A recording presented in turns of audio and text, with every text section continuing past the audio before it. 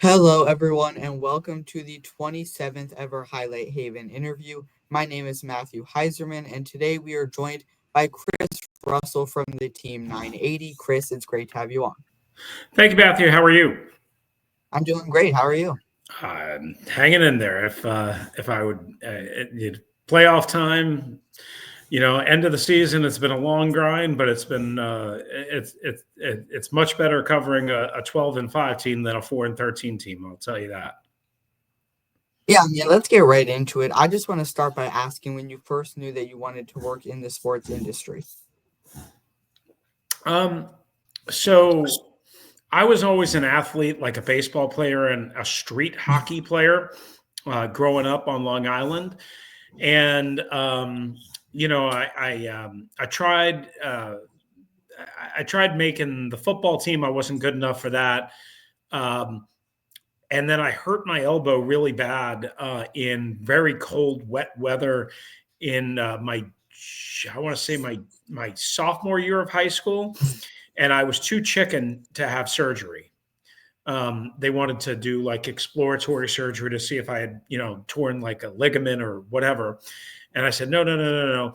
And I couldn't do anything athletically after that. And I said, well, what am I going to do now? I don't want to like just work in a normal job. So all my family and friends, they always said, well, you talk loud, you project, and you're like a Howard Cosell. Howard Cosell might be out of your league in terms of well before you, but maybe you've heard the name. Howard Cosell was a legendary broadcaster, controversial, but legendary broadcaster back when I was a young buck. And people said, well, why don't you go and try and do sports TV and be a sports reporter? And back then sports radio was just kind of coming around.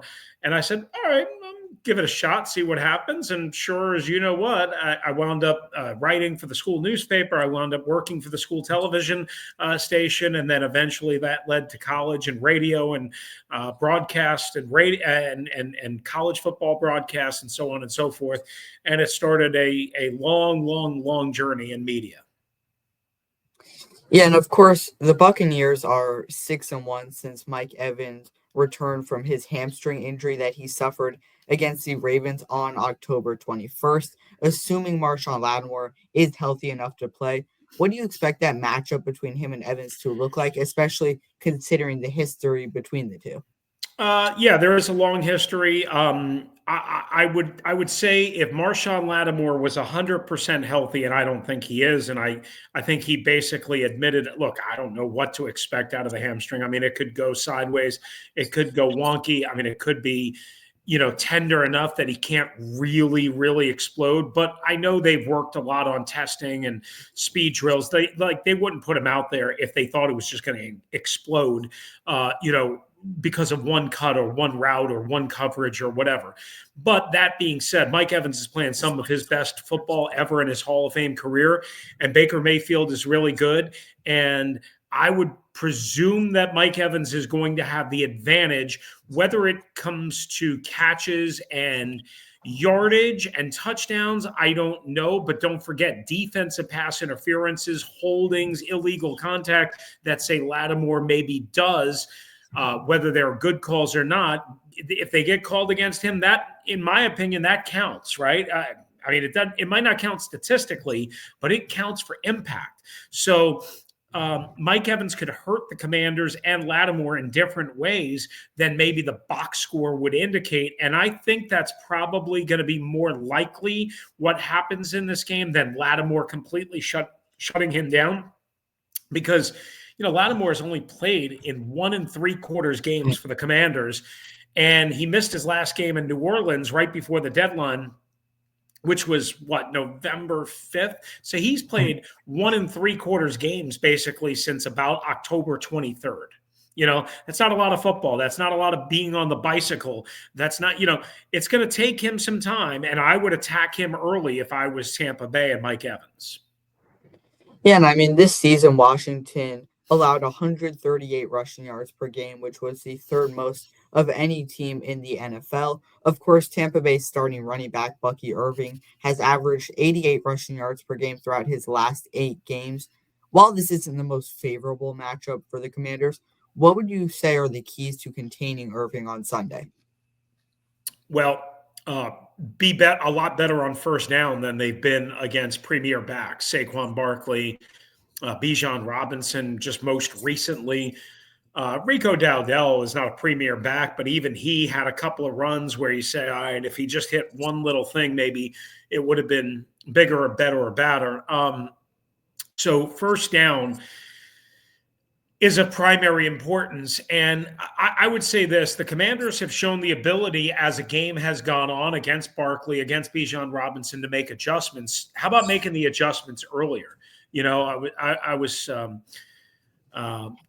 my show this week, and then I heard Brian Mitchell, who should be in the Hall of Fame, who's my colleague over at 106.7 The Fan, say the same thing. Like, why wait till halftime to make some adjustments? Like in the Atlanta game, they waited until halftime to put basically Daron Payne at defensive end and to bulk up a little bit to help set the edge. If you see it's not working right away, and I don't think it's going to work against Bucky Irving and that Bucs offensive line, you've got to get Daron Payne out to that defensive end spot to give yourself a chance to anchor and set the pin and hope that Jonathan Allen and Johnny Newton and Sheldon Day can anchor the interior and bottle up and maybe redirect Bucky Irving. Yeah, and I mean, you mentioned the names Daron Payne and Jonathan Allen, obviously. Based on what we've seen so far this season, we can easily say that it's been quite a disappointing year for both of them, especially considering how much they're getting paid. With that being said, of course, adjustments are part of it, but individually, besides adjustments, how are they going to be able to bounce back against Tampa Bay? Well, in the week 1 matchup at Raymond James Stadium, I thought both of them were pretty spry in terms of getting off the line of scrimmage and winning their blocks and getting penetration. What they didn't do was close the door and close the deal. They let Baker Mayfield spin away, create extra room, move around a little bit, extend plays, extend and break down coverage with his legs.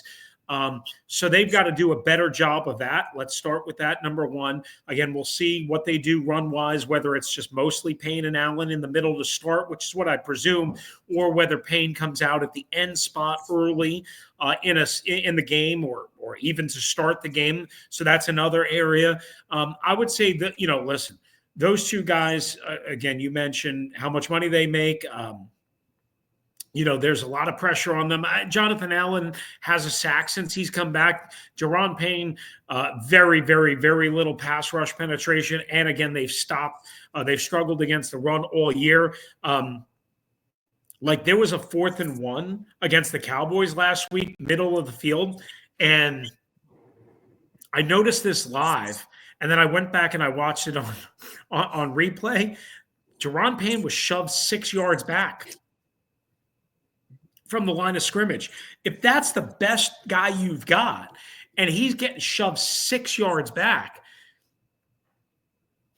that's not a good sign. Not a good sign.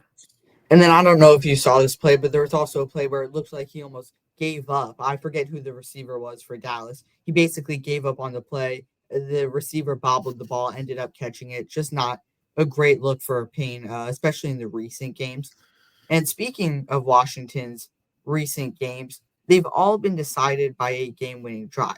Those games obviously came against the Cowboys, Falcons, and Eagles, and I think it's safe to say that those outcomes were way too close for comfort, considering that Washington was facing Trey Lance, Kenny Pickett, and a rookie Michael Penix in those 3 matchups. Do you think these close game situations will slide into the playoffs against a really good Buccaneers team with a quarterback who's coming off a career year?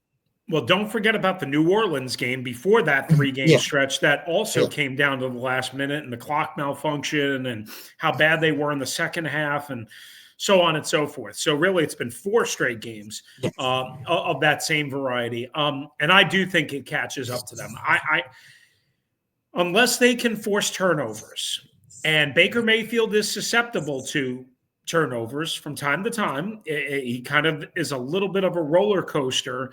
And it seems like they come in, I don't want to say bunches, but more bunched together, meaning if he has one, he might have, there's a decent chance he might throw another one.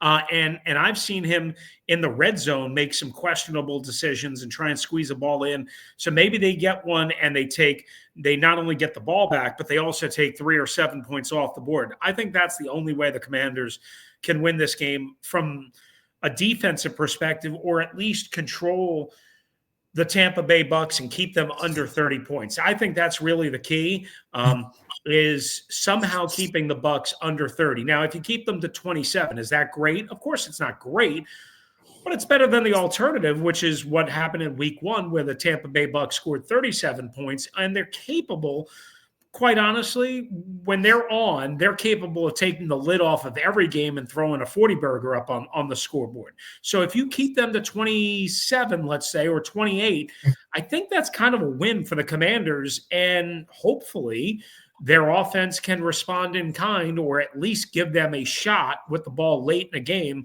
to try and win or tie up that game and extend it.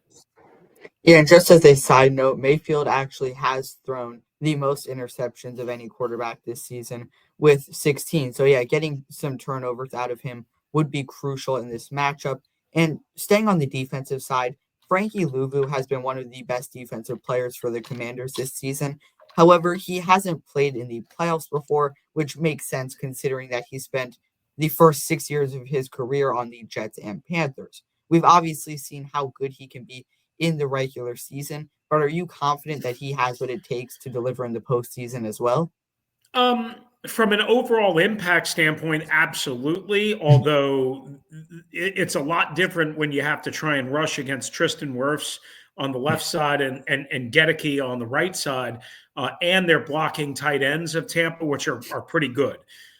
So I do worry a little bit about Frankie Louvu, his ability to penetrate, knife, and carve up offensive lines and backfields, which is his strength, because his strength is not dropping into pass coverage, even though he had an excellent interception against Philadelphia, doing just that, lining up on the edge, dropping out into a little zone, reading, and then cutting, and then undercutting a slant that was thrown by Kenny Pickett. Again, Baker Mayfield is better than Kenny Pickett, but Baker Mayfield is susceptible, as you just mentioned, to throwing a bad ball or two.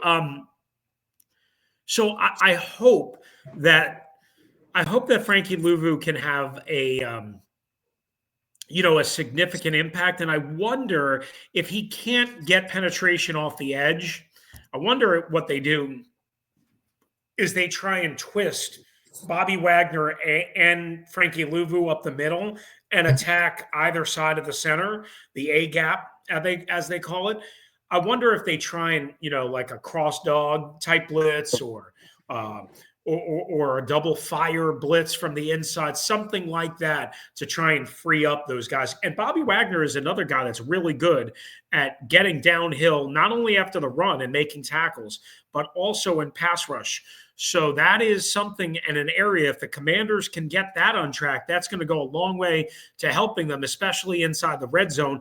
And like, if you're in the red zone, what do you have to lose, man? Blitz the crap out of Baker Mayfield, pressure, run blitz, attack, go downhill. Because if you just sit back in like a little zone coverage and try and play safe, he's going to pick you apart.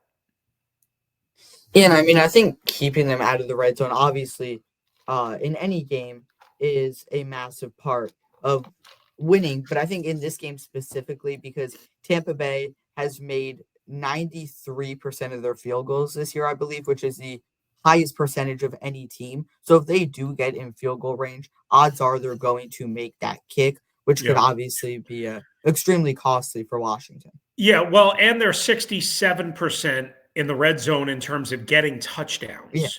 So I think that's third in the NFL. It might be fourth in the NFL. I can't remember the number that Warren Sharp from Sharp Football came up with, but I know it's 67% because I just mentioned it on X and on the radio on Friday. And the Commanders are, by the way, very good in the red zone as well in terms of generating touchdowns.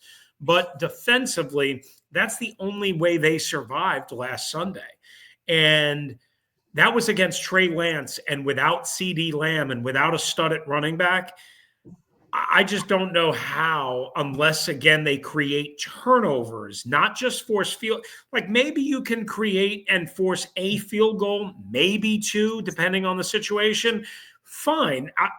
Of course, they should be able to do something positive, but creating the turnover is not only again taking the ball away, but it's taking points off the board. And even if your offense then doesn't necessarily do a lot with it, you stave off, I guess, not only the points, but maybe elimination for a little while longer, and you give yourself a chance. So it's real to me, this game is more about, of course, you want to force field goals rather than touchdowns. I got that. But this game is more about generating turnover, something they have not been good enough at, rather than even field goals, and certainly rather than touchdowns.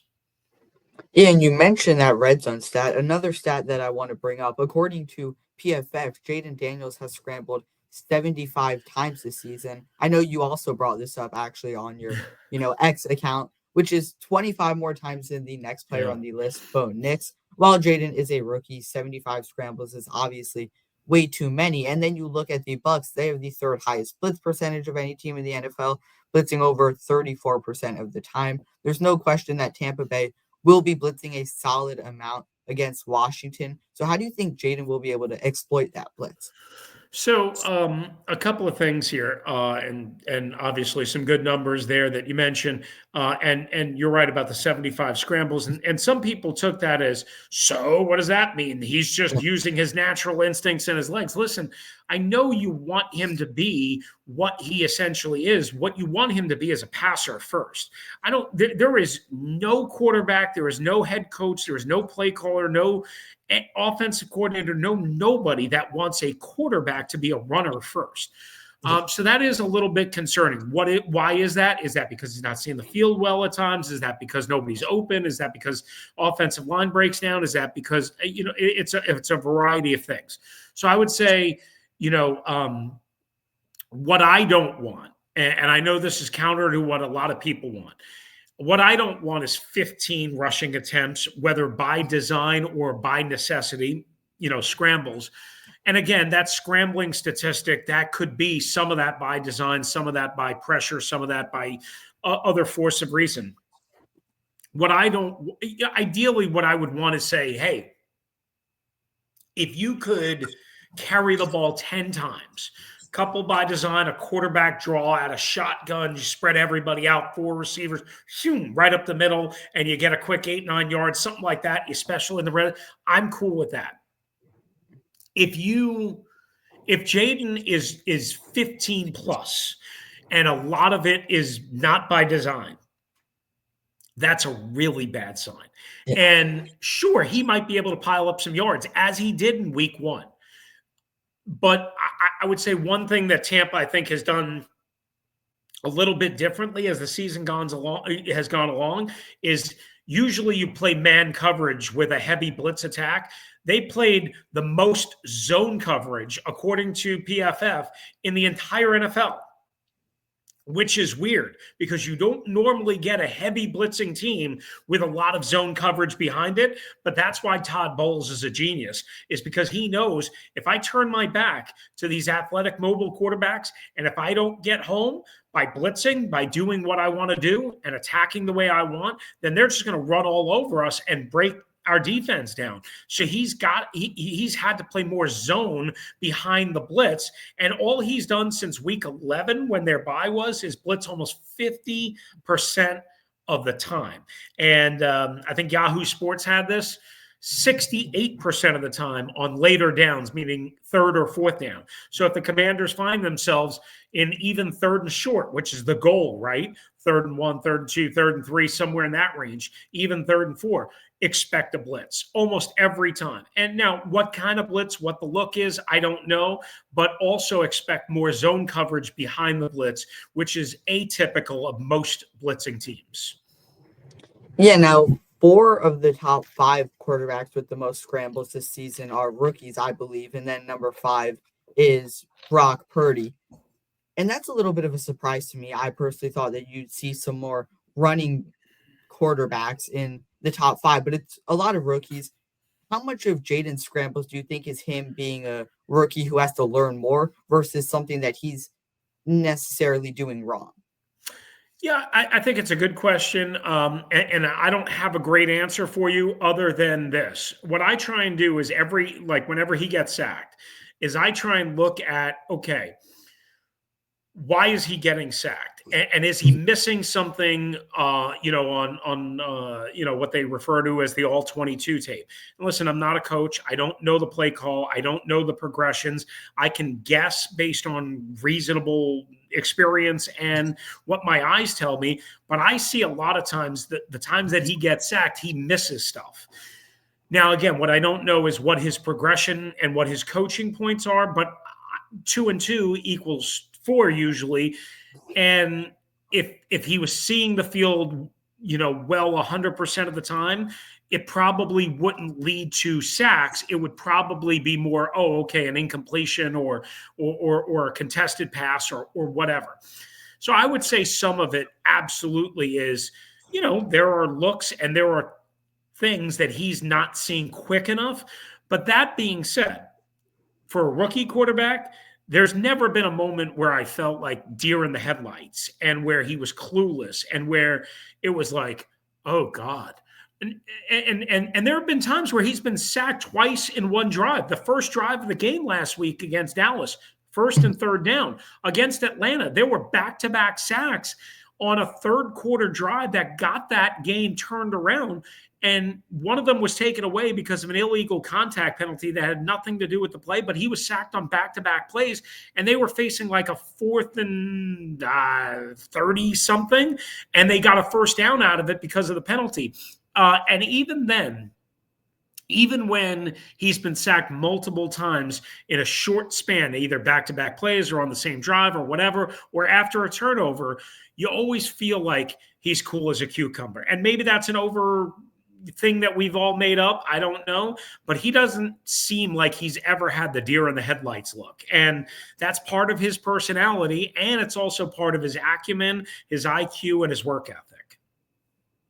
Yeah, Washington has been quite effective on the ground this season, averaging 154 rushing yards per game. However, Tampa Bay has also been extremely solid against the run as they've allowed just 98 rushing yards per game. How will Washington be able to capitalize in the run department in this contest despite a tough defensive matchup?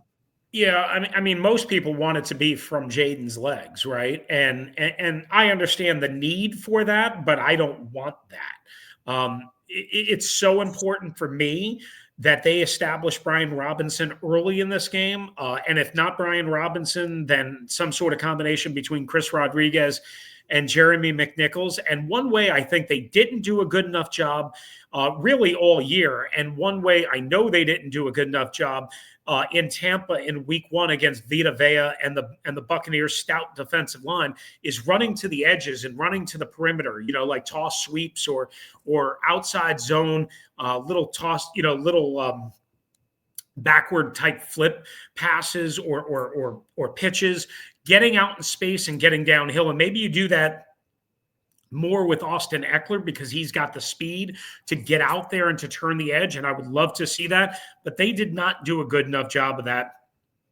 really throughout the year, and certainly again in week 1 against Tampa. Another way to do it is, and they have done more of this, is jet motion handoffs, and you'll see a wide receiver streaking behind Jaden Daniels, who's either in gun or in pistol, or, hey, you know what, novel concept, line him up under center, which he hasn't done a lot of, run a pistol or run a jet motion and have the handoff go to the guy running the jet motion. So this way he's basically going at top speed and then trying to attack the perimeter and the edges, whether it be De'Ami Brown, whether it be Terry McLaurin, Luke McCaffrey, or OZ or whoever, get them on the run and get them early. So it's not boop, boop, boop, boop, boop, boop, and it's taking a while to kind of set up. Get guys running and downhill and towards the edges, and I think that's going to go a long way to helping you. Yeah, absolutely. And yesterday it was announced that Mike Sanistril was the Pepsi Rookie of the Week. Against Dallas, he racked up a total of 10 tackles, as well as 3 passes defended. What would you say has impressed you the most about Sanistro's performance so far this season? His toughness and competitiveness. I mean, he's not perfect in coverage. He'll get beat, and he's going to get beat, oh, by the way, on Sunday. Jalen McMillan is a really, really, really talented young guy, and Sterling Shepard's a veteran, guy, and he's going to see him too. And Mike Evans, maybe they, because of Lattimore's hamstring, maybe Mike Evans might see him too if he goes from one side of the formation to the other. We don't know exactly how they're going to deploy everything. But Sanders still is going to get beat from time to time. But what I love about him, and I said this during the game on Sunday, on X, I said, Mikey Sanders still is having a hell of a ball game, right? I remember that. And then he got beat on a play on a 3rd and long, and everybody's like, but what you see is, and when I say toughness and competitiveness, you'll see him lined up, 8 to 10 yards off the line of scrimmage. And whether it's a man coverage or whether it's a zone coverage, the bottom line is he sees the pass and he can diagnose it with his eyes, and he jumps it, and he usually lines up his target, and he rarely misses a tackle. And I've seen guys almost get away, and he'll swirl them around and bulldog tackle them. For a little guy, he's 180-ish pounds soaking wet. It's why Nick Saban said before the draft, pound for pound, he's the best player in the draft. This is what Nick Saban meant, because he'll take a 205-pound guy, a guy that's 20 pounds bigger than him, and he will swirl him down to the ground legally without horse collaring, without doing anything, because he's so damn tough and he's so competitive and he's so feisty. Yeah, and the Bucks are entering this matchup as 3.5-point favorites. While we already talked about some factors that could potentially impact this game, are there any under the radar players to keep an eye out for as well? Yeah, I think Luke McCaffrey for the Commanders, both as a kick returner and maybe as a 4th or 5th receiver, because I don't know if KJ Osborne is going to be active in this game. I think as one guy that you want to keep an eye on, again, primarily as a kick returner. But I remember, again, going back to week 1, they got him a ball on the left side of the offense. I think it was, I want to say it was on a kind of a horizontal, sideways screen. And he cocked his arm back and looked to the other side of the field and almost launched a pass the other side of the field to Jaden Daniels, right? So from the get-go, week 1 as a rookie, he was already involved, and they saw a look that they liked or something that they liked. So Luke McCaffrey has not been as involved in the offense as I would have liked, and I think as others would have liked.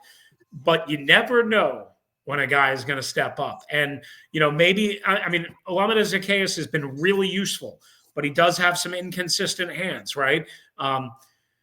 If they need – De'Ami Brown is the primary guy that would get most of the looks and most of the touches in that regard. But again, McCaffrey, a guy running over the middle of the field where they've had some issues back behind that linebacking group for Tampa and in front of and around the Tampa Bay secondary, which is banged up, even though they're getting a little bit healthier. I think you could see McCaffrey be a bigger factor than he has been specifically as a receiver. As far as a defensive guy goes,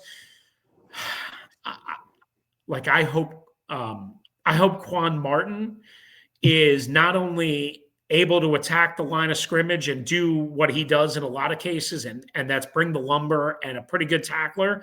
But I would love to see Quan Martin. Remember the interception he had to start the Atlanta game along the sideline? That's a guy that, to me, just continues to make slow incremental improvements and gets better and better. And paired with Jeremy Chin, that's a really, really, really good thing for the Commanders. And maybe Lattimore's presence, as long as he's in the game, allows them to be even more aggressive. So I would probably go those two guys. Yeah, and a major reason Washington has been so successful this season has to do with their first-year offensive coordinator, Cliff Kingsbury. However, other teams such as the Bears and Jaguars have been showing a lot of interest in Cliff as a head coach after seeing how well the Commanders have performed this season. What do you think Kingsbury's future looks like following this season? Well, I think he's staying. And I've thought that all along. And a week and a half ago, when he was first asked about it, he was like, "Yeah, I'd like to at some point." And then what everybody else missed that made a big deal out of it. Oh, he's looking for a job. He's looking to get out. The sign, he's open for business. What everybody missed was the answer after that, which is this place and this organization has rekindled his love for the NFL. So what people don't realize and what people don't remember, and this is what drove me crazy about all that Cliff garbage that people were spewing because they have no idea what they're talking about, quite honestly, was how bad the relationship was between Cliff and Kyler Murray in Arizona. And it never really quite made it out publicly, but it was. And Kyler Murray is who brought down Cliff Kingsbury, not Cliff Kingsbury bringing down Kyler Murray and the Arizona Cardinals. And I think Cliff was really, really, really burnt out and really distraught over, wait a second, I made this guy the number one overall pick. He's a perfect fit in my system. And I've got to have an organization that inserts a video game contract clause. Are you kidding me? Are you serious? I'm supposed to win 10 games with this? No chance, man. So I think Cliff has rediscovered his nirvana, his love, his passion for football. He's talked about that, as I mentioned. And I don't think he's going anywhere. I don't think he trusts Caleb Williams and the Bears organization enough to make that worth it. I don't think any of those other openings are really, really worth it. The one notable one I would say is maybe Dallas, but he also understands, hey, man, I'm going to work from Josh Harris, Adam Peters, and Dan Quinn to going to work for Jerry Jones and Stephen Jones. Yeah. Is that worth being at home? And don't forget, he's got a lot of money still coming in from the Arizona Cardinals. Yeah, now moving over to the next topic. Of course, Washington will have lots of options when it comes to their first round pick in the 2025 NFL draft. Despite a 12-5 record, I think we can all agree that there's some big areas that the Commanders do need to address. With that being said, what positions do you think they'll target in the first round this upcoming draft? Yeah, I mean, I have not studied a lot of the people in the draft yet, but from a positional standpoint, I know the Commanders roster pretty good. So one of the reasons why they went and got Marshon Lattimore is because they knew they didn't have anything close to a number one corner, and that was going to be their first target of need. That is now off the board. Not to say that they won't draft another corner, but that is off the board in terms of I believe, and I think everybody believes, being like a top, and likely first round target. We know they don't need a quarterback, right? I think everything else is open for business, including defensive tackle, defensive end, outside line, or another linebacker or another edge guy, maybe even a Mike linebacker because Bobby Wagner is a free agent and getting up there in age, even though he's had a great year. I think offensive line is going to be an area that I'm most interested in because really, if you think about it, you can always put Brandon Coleman at guard. You can always, you can put Brandon Coleman, quite honestly, at right tackle. If you can secure the left tackle spot at a premier edge blue chip type way, like Adam Peters and Kyle Shanahan had in San Francisco with Trent Williams, the former Redskin. If you can do that, then you do that, and that makes your offense and Jaden Daniels instrumentally better. I mean, you see what's going on in Houston, right? I mean, everybody's like, well, what's going on with CJ Stroud? Well, last year their offensive line wasn't great, but it was a little bit better than it is this year. This year it's regressed even worse, and he's lost a couple of top receivers, and there's your answer, right? Maybe CJ Stroud a little overplayed his card a little bit last year, and maybe like he could be a little bit better, but the point being is if he had a better offensive line, he would be much, much, much better. And I think I'll tell you this: Adam Peters sits with the offensive linemen after games a lot in the locker room. I've seen it several times this year. And usually it's to celebrate, like commend them, congratulate them, talk to them about what they saw, what they, whatever. But he has an avid interest in offensive line. So I wouldn't be surprised at all if a potential blue chip offensive tackle is the pick, or it could be a guard as well, to hopefully bolster the left guard spot, but more likely a tackle position. Mm-hmm. And I think wide receiver is definitely another position where Washington could use more depth. I mean, I say this for me, and I think you'd probably agree. I like Noah Brown. I like Luke McCaffrey, but I don't think we can go another season with them being our number 2, number 3 receivers behind McLaurin, who's obviously having a career year. But yeah, the rest of the Commanders' wide receiver room is extremely mediocre. Assuming Washington is looking to get more assets at the wide receiver position, do you think it's more likely that they go after someone in free agency like T. Higgins or Stephon Diggs, or select someone in the upcoming draft like Luther Burden or Emeka Egbuka? Yeah, I think it's more likely that they would probably target a receiver in the draft, and maybe it could be that first round pick, again, depending on who's there, or certainly a second round pick. Remember, T. Higgins was the top of the second round pick. He was not a first round pick. And Stephon Diggs, if memory serves me, was a fifth round pick. So you can find guys in the middle rounds or the early to mid rounds in the draft. I think they'll probably, again, it depends on who's out there and how much they want to pay and what holes they fill during free agency as to what they do in the draft. But I forgot to mention wide receiver, so I'm glad you brought that up. There's no doubt you're right on about, Noah Brown, nice player. Luke McCaffrey, nice player. Jamison Crowder, nice player. Olamide Zaccheaus, nice player. Not good enough to be a 1A or at the very minimum a strong 2 to Terry McLaurin. And, what happens, like I always say this, I mean, just when people think, oh, no, we've got it. We got Terry McLaurin. We don't need to draft a receiver high. What happens if Terry McLaurin, like what happened to Brandon Ayuk? Oh, we're going to go through this whole contract situation with Brandon Ayuk all offseason, right? All training camp, drama. You finally get the guy's contract done, and then he blows out his knee 8 weeks later, And I mean, you should never know. I mean, God, knock on wood or whatever. Yeah, I guess I got a wood table here. You just never know when injuries are going to creep up and when you don't have that guy that you were counting on.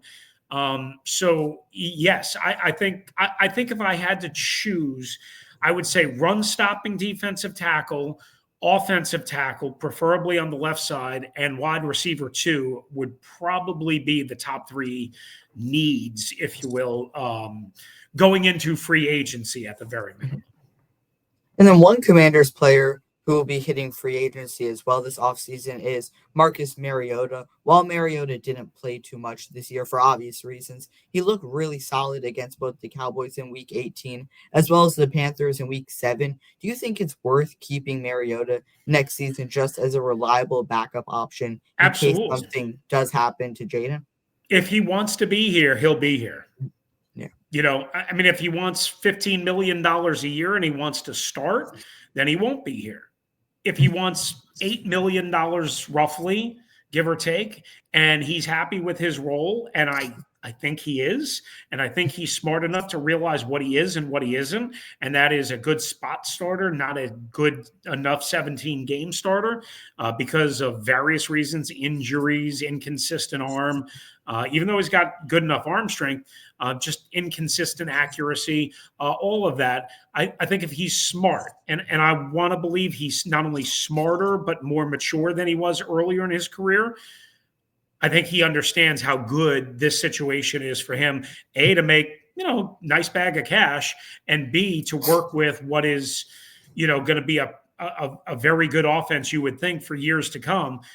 the one notable thing that I would say is, like if a guy like Brian Johnson, who came over from Philadelphia, who was their offensive coordinator last year, if somehow he gets plucked, either Kingsbury does leave, which again I don't expect, or if Brian Johnson himself gets plucked for a better job, and maybe that'll happen, maybe it won't, probably not.